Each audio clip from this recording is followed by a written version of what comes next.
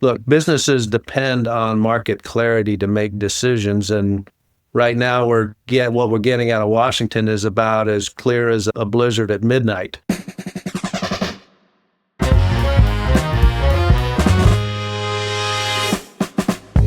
Hello, welcome back to the Campaign Strategist. Today's episode is a little unusual because when Bob, Keefe, and I first spoke, it was shortly after Donald Trump won the 2024 election, but before he took office.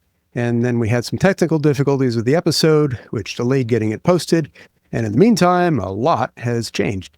Trump has been aggressively attacking clean energy, cutting nearly all federal funding, blocking new projects, launching a tariff war that's disrupting supply chains.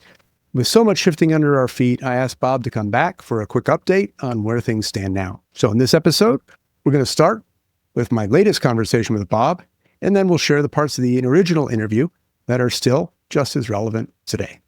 So thanks for joining us. Don't forget to subscribe and like and share. And let's get to it. Tell me how you want to do this.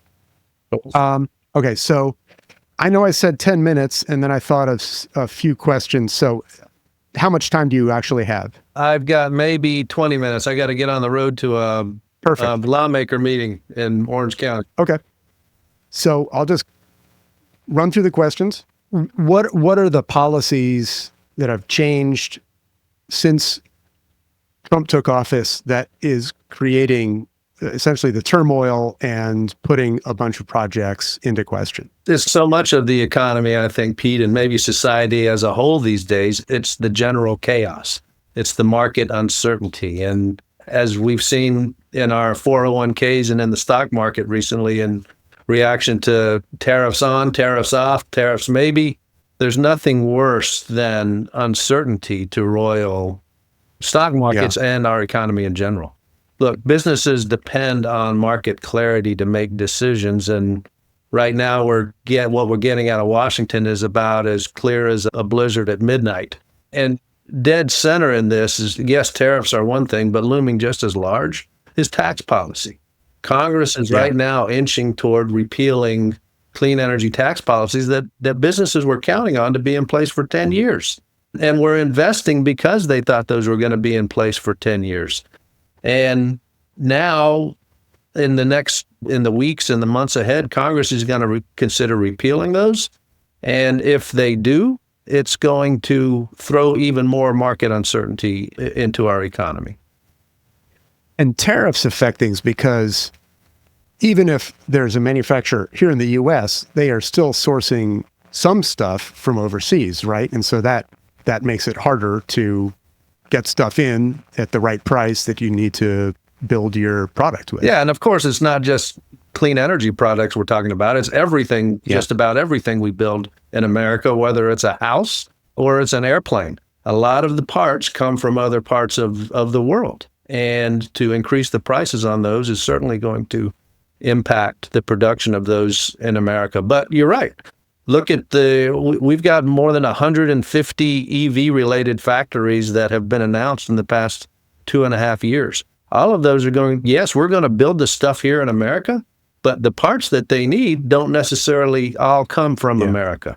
Solar panels, we've got more than 50 solar panel-related factories that have been announced in the past 2.5 years. Yes, they are creating jobs in places like Dalton, Georgia, and Arizona and Louisiana, where some of these companies are building plants that are employing hundreds, if not thousands, of employees.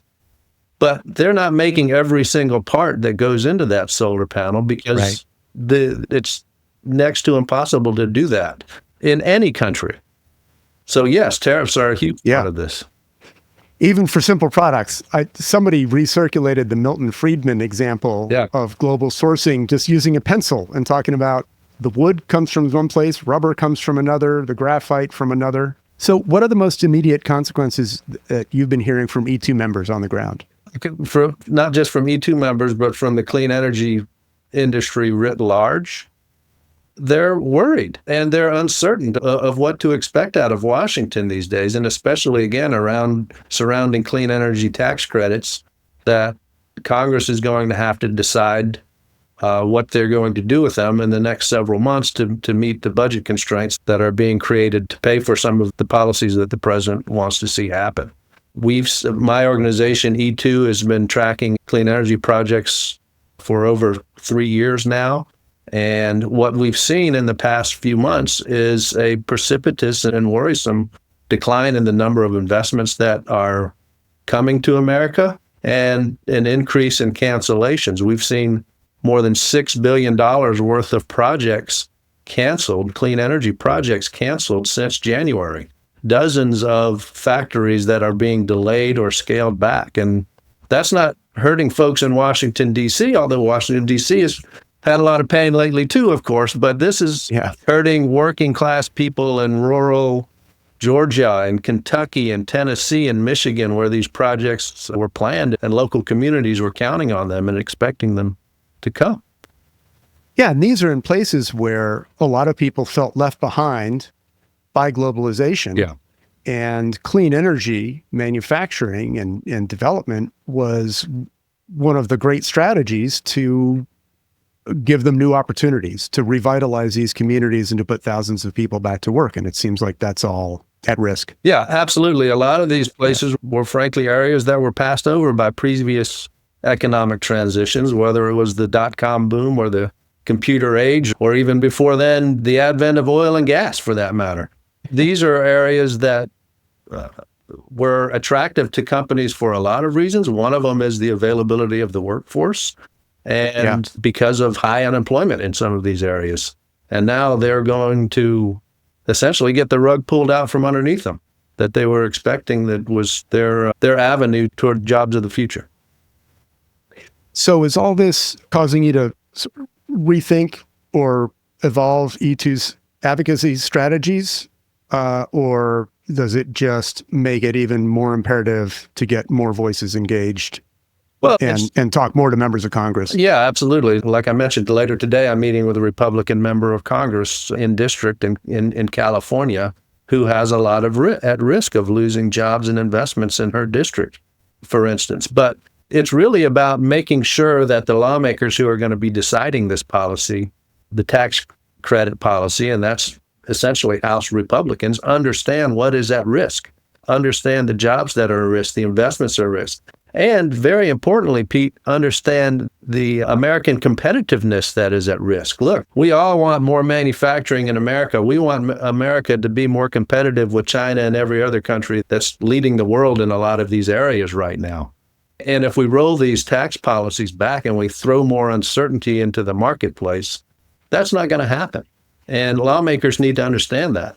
Fortunately, they're starting to. We saw just last week 4 Republican senators sign a letter saying we can't just cut these tax credits willy-nilly. We can't just kill this stuff because it's creating too many jobs, bringing too many investments to America. Before that, we had 21 House Republicans sign a letter saying essentially the same thing. Don't kill this policy because it'll kill jobs and investments in my state, in my district. So they're starting to understand the message. They're starting to understand what's at risk. And we just got to make sure that they don't go backward with a call from 1600 Pennsylvania Avenue or something like that. Yeah. Any indications whether that message is getting through at that particular address, with more and more Republicans siding with, hey, we need to keep these tax policies in place? Well, I sure hope so, because if the president wants to create manufacturing jobs, if he wants to keep America competitive on the global marketplace, if he wants to create the energy production resources that we need to meet the energy emergency that he says we have, and that is driving up the cost of electricity, then we need to produce as much of the products as we can to address those things. Solar, wind, batteries is the cheapest power available. It's the easiest and quickest to deploy right now. Why would we do anything to put the brakes on that industry? This solar power, solar, wind, and batteries added 93% of all electricity to the grid last year. Why would we not continue that if, in fact, we're trying to address a shortage of electricity and to bring down energy prices in America? Oh, that is a massive contribution. I didn't realize that. Yeah. That's great. Anything else you want to add? Just hopefully that members of Congress are hearing from business people. Members of Congress are hearing from your listeners about the importance of these policies, not just from an environmental perspective, but from an economic perspective. And that's just important that we all talk to our lawmakers about that. Terrific. And now, the original interview with Bob. Welcome to the Campaign Strategist. Today's guest is Bob Keefe.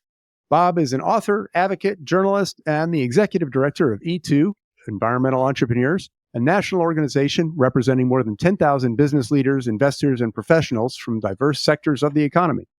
Under Bob's leadership, E2 has been a powerful voice in advancing smart policies that benefit both the economy and the environment. Through his work, Bob has helped elevate the perspectives of business leaders and professionals in the push for clean energy and sustainable environmental practices. As an author, Bob has reshaped the narrative around climate action, highlighting the economic opportunities and value created by clean technologies and environmental innovation. Bob, welcome. It is great to have you joining us here today. Oh, Pete, it's great to be with you, and thanks for that flattering intro. I don't know if I can live up to that, but grateful for it. We're all just trying to do some good in the world, right? Absolutely. Thank you for taking the time. You didn't start out as an environmental activist, so just tell us how you got to be doing what you're doing. I got to be doing what I'm doing in the most roundabout way that you could probably get here, Pete. I spent 20 plus years as a journalist, and I covered everything from technology and business to environmental issues a little bit, and ultimately covered Congress and the White House for the Atlanta Journal-Constitution newspaper. What I learned, I think, crossing all those different paths is how often and how frequently they intersect between policy, between business, between our environment. And I was fortunate and lucky to be a journalist all over the country, from the East to I was the national correspondent covering the West for a chain of newspapers for a while, and every place from Florida to Texas to the Carolinas to Washington, D.C. And the story was always the same. Businesses can make a difference in policy, for good, for bad, for indifferent. If you harness that power, if you will, and you realize that, and you meet people where they are, you can actually do some good, I think, with policy and with our society. I would say one of the first times I really grasped the clean tech or the opportunities in clean tech is when I was, for a while, covering the semiconductor industry, which of course is big in Austin, but I was actually in Silicon Valley at the time. And this was just as the internet getting big, that's how old I am. A lot of these internet companies were starting to realize, wow, we're using a lot of servers to do this internet stuff. Wow, these servers are using a lot of power. And boy, what are we going to do to get all of this? And how do we address that? I remember meeting with the Intels and AMDs and the Ciscos and so forth that were really starting to get concerned with how much energy usage that these big server farms were starting to create. Now, guess what? With AI and everything else, we're starting to realize this issue in spades when it comes to energy. So how did you go from journalism and writing about tech and other business topics to running E2? I honestly got into journalism trying to do just a little bit of public good with the very limited skills that I have. I can't do a lot of things, but occasionally I can string a couple words together. But I felt like I did everything I could in journalism, and I still wanted to do something impactful. And I realized that the world I was leaving to my daughters was going to be one that wasn't as comfortable as the one I grew up with. So ask me why I do what I do. I say there's three simple reasons: Delaney, Grace, and Carly, my three daughters. You manage a special group of advocates called Environmental Entrepreneurs. Tell us about the group and what it does. Absolutely. So E2 got its start 25 years ago, Pete, in California. And at the time, California was considering the first greenhouse gas emission standards for vehicles in the entire world, the California Clean Car Standards. And at the time, car makers, oil and gas companies, and others were pouring into Sacramento and saying, hey, you crazy Californians, if you do this, if you pass these laws that are going to limit the pollution that our cars are producing, it's going to ruin our companies. It's going to kill the auto industry. It's going to eviscerate America's economy. California is going to fall into the sea, and the world's going to catch on fire, and it's going to be the end of the American way of life. Pete, the usual arguments we hear from incumbent industries a lot of time. Yeah, I've heard it a few times. Yeah, but our founders were Silicon Valley folks, and they had a different take. They had a different business take. What they said was, look, we don't know anything about cars. We don't really know anything about oil and gas. What we do know about is innovation. And we know that with the right market signals from government through policy, we can drive innovation, we can create jobs, we can help with economic growth, and maybe we can help with the environment as well. Again, this was 25 years ago, and what they said was maybe these Prius thingies that we're just starting to see around town, maybe with the right market signals, those will become more commonplace. And who knows, maybe even electric vehicles someday. But we've got to get the signal from government and that investors like us, that businesses like ours can start to plan and move in the direction where the economy is going. That bill passed, fortunately, and now the California Clean Car Standards have been adopted by, I think, 17 other states and served as the foundation for our federal clean car standards as well. Fast forward 25 years, and E2 now has 10,000 members and supporters who are business people who really work or do business in just about every state and across every sector of the economy. And they and we make the business and economic case for smart climate and clean energy policy. We do it through our research, we do it through communications, and we do it through direct and indirect advocacy with lawmakers, with the public, and policymakers. This is a show about the art and science of advocacy. So I like to dig into sort of the mechanics of how things work and how you do it. And hopefully others who are listening will be able to hear about that and go, oh, I could use some of that in the approach that I'm taking, or particularly in this case, business leaders are what we used to refer to as unusual, right? Our allies or partners, even though it's getting less and less unusual because many of them have vested interests in the policies that are good for our air and water and climate. I do have some questions about sort of like how it works. Tell me about the value add in terms of being able to talk about environmental policy from an economic perspective, like how that lands with policymakers, why that's a helpful thing to be doing. As we're a small part of the environmental ecosystem, if you will, but we are a business organization. We're an organization of business people. We don't usually talk about parts per million or polar bears or global warming. We talk about the economic costs of climate change and the economic benefits of climate action. Our goal is to have a better environment, but also a better economy. And there's no reason those things, we the world have learned, there's no reason that those two things have to be in conflict. And frankly, it's getting an easier story to tell, Pete. Every year now, we're dealing with something like $100 billion a year in damage climate-related weather disasters. Mm-hmm. We're all seeing our homeowners' insurance rates go up. We're all seeing the costs as taxpayers to fighting wildfires in the West or cleaning up after hurricanes in the East or dealing with lost crops from drought and flooding in our nation's heartland. The economic costs of climate change have become real and they've become tangible to all of us. But so have the economic benefits of climate action. Right now, we have more than 3.3 million people who work in clean energy and clean energy-related occupations around the country. Since the passage of the biggest climate, but also I would suggest the biggest economic policy that we've seen in this country's recent history, we have more than 300 major clean energy-related factories and projects coming out of the ground all over the country. $130 billion in private sector investments. And what we're talking about is everything from solar panel factories to electric vehicle factories to battery factories to hydrogen hubs, et cetera. 120,000 jobs announced just in the past 2.5 years alone. That's huge. That's a big deal. That's bringing opportunities. It's bringing investments. It's bringing jobs to places that, frankly, a lot of them have been bypassed by previous economic transitions. When I was covering the tech industry and you and I were in Austin, the tech industry reached a lot of parts of the country, but it was primarily places like Austin and Silicon Valley and maybe a few other parts around the country. 60% of these projects that I've been talking about announced since the IRA, the Inflation Reduction Act, have been in Republican congressional districts in red states. When you look at the dollar value of those investments, it's closer to 70%. When you look at the jobs, it's closer to 80%. I was literally just yesterday in Silicon Valley with a group of 50 clean energy execs and others from the state of Georgia who were visiting companies like Sunrun and Waymo and Form Energy.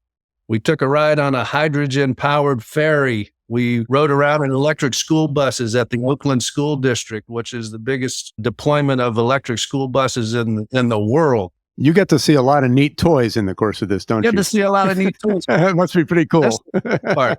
But these folks from Georgia were there to learn from what's happening in California and take some of that home. They're not going to talk about those crazy Californians, but they're going to talk about what they saw out here. And it's a good thing because Georgia is now one of the leading states for clean energy projects and electric vehicle production in the country. So this is really transformative. If we can bring people on board to doing good things for the environment and helping advance cleaner air and cleaner water in a planet that isn't on fire by talking about jobs and economic growth and making the business case for it at the same time, that's, to me, an important thing to do. How do you find and recruit members to E2? So we have a network of 9 chapters around the country, stretching from the Northeast to now the Southeast to the Pacific Northwest, Southern California, where I happen to be. And we do a lot of member events for our members, whether it's monthly webinars on important topics at the intersection of economy and environment, or in-state chapter events that could range anything from speakers from local government or federal government, or just having beers and appetizers at a happy hour where people can share ideas. A lot of people come to us in those ways, but again, there's an appetite, business people who care about the environment, to engage in these issues like never before. And frankly, their voices are more important than ever before as well. And hopefully we create a conduit, if you will, and a network to let them do that together. What are some of the sort of particular approaches that you take in order to engage with and mobilize these kinds of folks that may be different from a typical sort of advocate's experience? Yeah, that's a great question. I appreciate that. First of all, when it comes to business people, a lot of business people and investors and others for that matter, think about short-term gains, and they're incredibly busy just running their companies, as you can imagine, and dealing with everything that comes with that. So one of the first things we have to do is make sure that policy is even on their radar to begin with. Companies can go out of business relatively quickly without ever realizing the impacts of what happens with laws in Washington or what happens with the laws in their state house and how that's going to filter down to their industry and to their businesses, for better, worse, or indifferent. They go through the daily operation of their companies without stopping to think about, wow, why is my insurance rate going up so much? Or, wow, why am I having to pay out so much for energy because it's coming from the most expensive energy there is, whether it's coal or gas or what have you? Why are we spending so much money on electricity? Maybe energy efficiency might not even enter their mind, things like that. So the first thing, like with any kind of organizing, I think, or campaigns, you got to meet people where they are, and you got to understand what they care about and their issues. And you got to show them that they can actually make a difference. And if they don't, other people will, and it might be adverse to their goals and their future, really. We take business leaders, our members and supporters, to Washington frequently. We take them to their state houses frequently as well.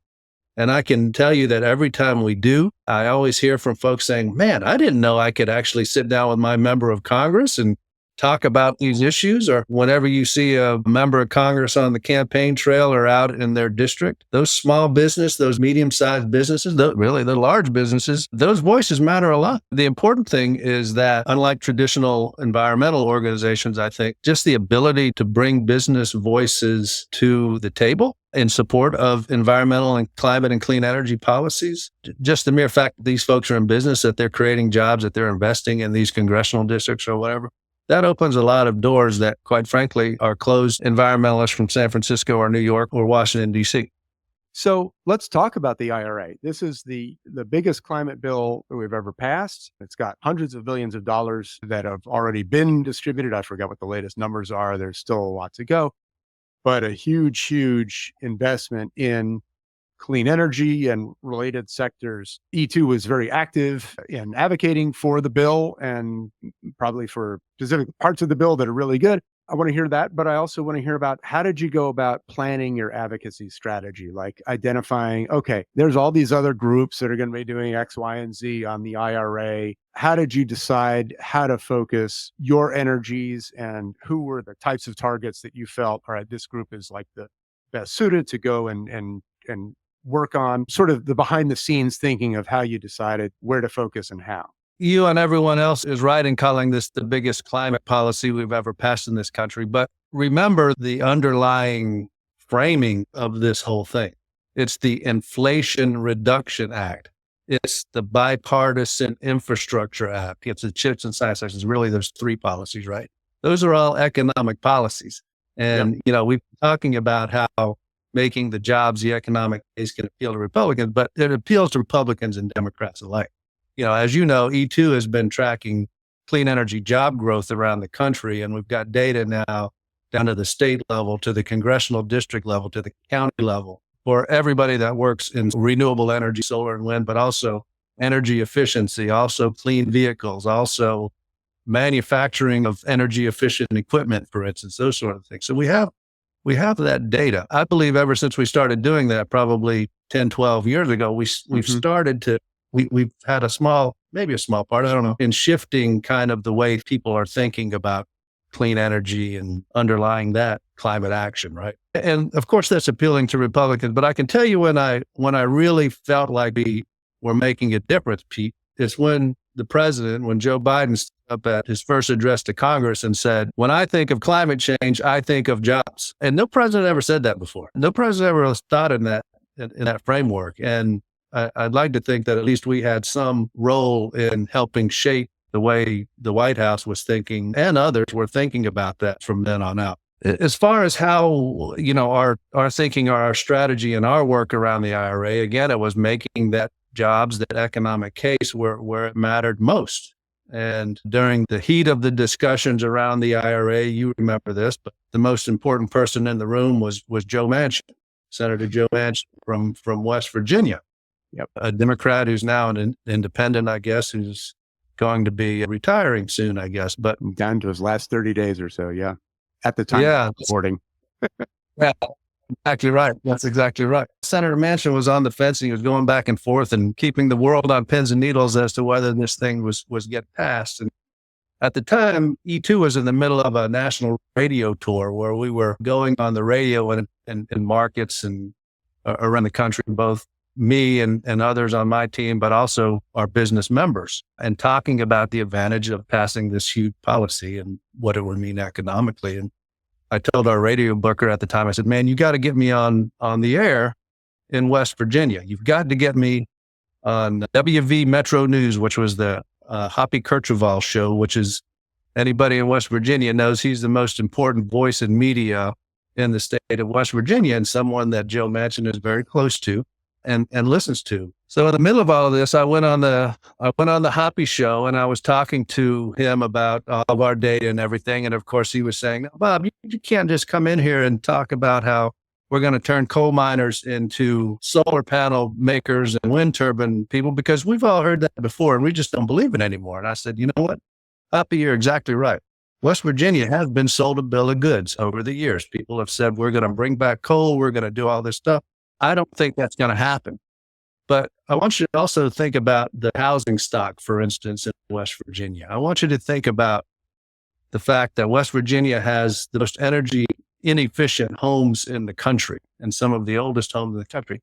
And we might be able to, through some of these policies, improve the energy efficiency and save West Virginians some money and put people to work doing that, for instance, including coal miners. There's a company called Form Energy that does battery work that's thinking about moving to West Virginia if we can pass these policies and things like that. And it was a great discussion, and I'm not going to take any credit at all for what Senator Manchin did, but a few days after that happened, the senator came back to the bargaining table and said, okay, we're going to make a deal, and that's what happened with the IRA. And that was just one example of how we took our message about jobs and economic growth into specific areas, specific states where we knew people would be listening and hope people would be listening, including the people that were plotting this policy.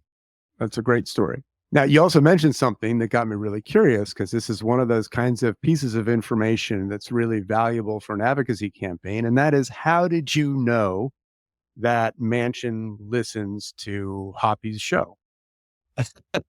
It was pretty widely known information at that time. Because whenever Manchin wanted to make an announcement about something, he would go on that show to do it. He wouldn't go to CNN or Fox or anybody else. He would go to West Virginia Metro News and the Hoppy show. So one lesson is pay attention to how the decision maker you're focused on gets the word out. And that's Yeah. probably a channel or a medium that they listen to or watch themselves.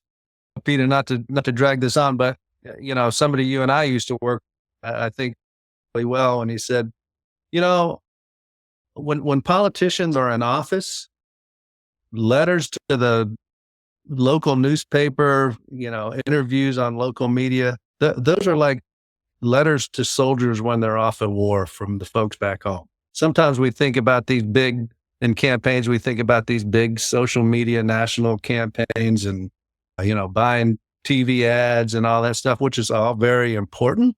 But sometimes you can make great strides by focusing in, of course, on the targets you are trying to reach and the people you're trying to reach, doing it through the outlets they care most about, even if it's some small radio show or the local hometown newspaper.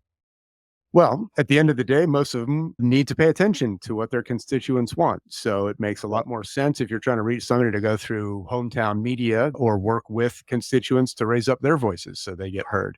There was a lot in the IRA, and I think this is not its scale is uncommon, but the idea that one bill may contain parts that someone really likes, and then maybe it's got some bits that maybe someone doesn't like so much.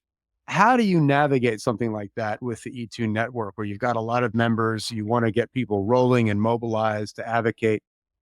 Were there sort of policy things you had to kind of navigate around because maybe there was some stuff in there that wasn't all that popular? And how do you handle that kind of a situation? A lot of clean energy companies, especially in renewable energy, were dependent on things like the production tax credit, the investment tax credit for solar, for wind, that were traditionally things that, because of pressure from the oil and gas industry primarily, things that expired on an annual basis, or maybe they'd get extended for 2 years or maybe 3 years, when we have oil and gas subsidies that have been around for over a century. I remember all those wind PTC fights over and over again. Yeah. Every year it was something else. Yeah. And it's mighty hard to plan a business and make investments, millions of dollars in investments, when you only have the visibility around that for a year or 2 years. Yeah. You and I don't buy a house if we only know where we're going to be for a year. So one of the biggest things that the IRA did was solidify those credits for 10 years for both of them. So finally, businesses got some visibility and could start investing. And guess certainty. They could be assured that those credits would be in place for an extended period of time. Businesses love certainty. Exactly. And uncertainty is the worst thing there is for business.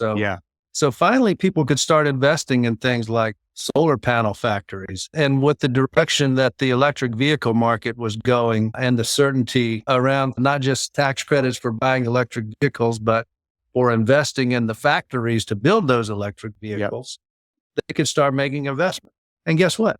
Since the IRA was passed, we have now more than 50 battery factories coming out of the ground in America. We have more than 60 solar panel factories or solar panel related factories coming out of the ground in America. Before then, we had zero. We had next to zero. We had very few, if any. And yet we're supposed to compete with a country like China that now has 90% of the solar industry, has 85% of the battery industry. And we're worried about that, but we're not going to invest in those things. Finally, the IRA, through those tax credits and through the extension of those tax credits, gave companies the impetus to start investing in these things and getting us in the game that we frankly didn't have a dog in the fight with previously. Speaking of uncertainty, with Donald Trump coming into the White House, he has uncertainty. Talked about repealing the IRA or cutting out parts of it. I've already seen that there's some business interests that have already spoken up and said, hey, hands off. Trump's perspective on a lot of issues that we care about and that E2 has been interested in. How do you think your strategies might shift, or how are you going to thinking about adapting to a Donald Trump Washington? First of all, I think it's important to recognize that the clean economy of today is not the clean economy that we had when Donald Trump was president 8 years ago. The technology has caught up with the issues. The momentum has caught up. Importantly, because of the technology and the momentum, solar and wind is now the cheapest power you can buy any place in the country. It's obviously clear that incentivizing industries to build factories in places like Georgia and North Carolina and Kentucky and Ohio and just about every other state in the country to build these projects to compete with the global marketplace is working. So we have to keep that in mind. And it's going to be mighty hard for any politician who says that they care about their constituents to vote against or to rescind or roll back policies that are creating jobs, driving economic growth in their states. So there's that. Incoming President Trump and many of the members of the new Congress are vehemently against some of the clean energy advances that we've been making. They will try to roll things back. There's already been more than 50 attempts in the current Congress to roll back or rescind parts of the IRA, and that'll only, I believe, strengthen once the president and his party have control of all three branches of government, really. I know that they'll slow things down, or I'm pretty certain that they'll slow things down. I don't think that they'll stop things. The only way that they'll be able to stop things is if the businesses, the states, the constituencies, the people stand up and say, hey, this is a good thing. It's working. Why would we ever shoot ourselves in the foot like this? And you've already seen 18 Republican members of Congress send a letter recently to Speaker Johnson saying, please, hands off the IRA because it's working. We need more people to stand up for that and to show that it's working and to make sure that the people who are going to be making these decisions don't make bad decisions. E2 has been a nonpartisan organization and has really prided itself and tried very hard to remain a nonpartisan organization ever since it got started 5 years ago. It's why we're able to talk to either side of the aisle and why either side of the aisle wants to listen to us and our members. And that's not going to change regardless of who's in the White House or who's in Congress. This isn't political. This isn't partisan. There should be nothing political or partisan about creating jobs, driving economic growth, making America competitive against China and the rest of the world and the fastest growing sectors of the global economy. We just have to make sure people understand that. We just have to make sure that people realize what happens when one of the biggest solar panel factories in the Western Hemisphere is being built in Dalton, Georgia, the home of Marjorie Taylor Greene. We need to make sure people understand that Panasonic's building one of the biggest battery factories in the little town of DeSoto, Kansas, that has been left behind by previous economic transitions. We need to make sure that people understand that producing lithium in this country rather than environmentally sensitive places with questionable labor practices in China or South America is better, and bringing opportunities to areas of this country that you wouldn't naturally think of as a high-tech community or a state and things like that. And if we make those, if we do our job, and if people in these states, as in the lawmakers from those states, the governors from those states, the businesses of those states, make this known to the people in Washington that are going to be making the decisions, I believe that, we'll still continue to make progress. I'm hopeful that we will anyway. You rattled off some great statistics and facts. And that stuff's on the website, right? It's in the website and it's in the book I released in April, Clean Economy Now. The stories, the front lines of an American business revolution. I was fortunate to travel the country for a while and talk to people who were benefiting from the IRA and other policies that we passed, and kind of see some of this on the ground in some of these places that I just mentioned and others. The website is e2.org. Yep. I'll put that in show notes as well. What's advice that you got from a mentor or colleague that influenced you and that you'd like to pass along? Sometimes you have to look beyond what you think is right and what you will work to find solutions that maybe you didn't think about before. How do you do that? Well, you get out of your mindset that this is about whatever you believe it is about, and you get into a broader mindset that says, how can, we talk about inclusivity in a lot of ways, but how can we be more inclusive and bring everybody who has something at stake here, recognize what they might bring to a solution and leverage that. They have kids, they drink water, they breathe the same air as us, and a lot of them care about the future of this planet. But if we just tune them out and focus on what we think is the right thing in our minds, and we don't consider other perspectives, then we miss a tremendous opportunity to engage more people. Everybody brings different skill sets. Not everybody works the way you work. That's a good one. Yeah. I'm still working on learning that. Well, Bob, thank you so much for your time. I've really enjoyed our conversation. I really appreciate you taking the time, and it's great to see you.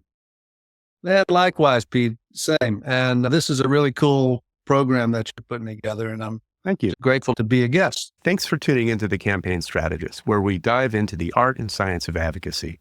The podcast is produced by Prismatic Strategies to share wisdom and insights from leaders in the field. I'm your host, Pete Altman.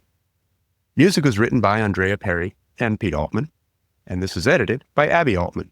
If you enjoyed today's episode, please don't forget to like, subscribe, and share with others who care about making a difference. You can find us wherever you get your podcast. Thanks again, and see you next time.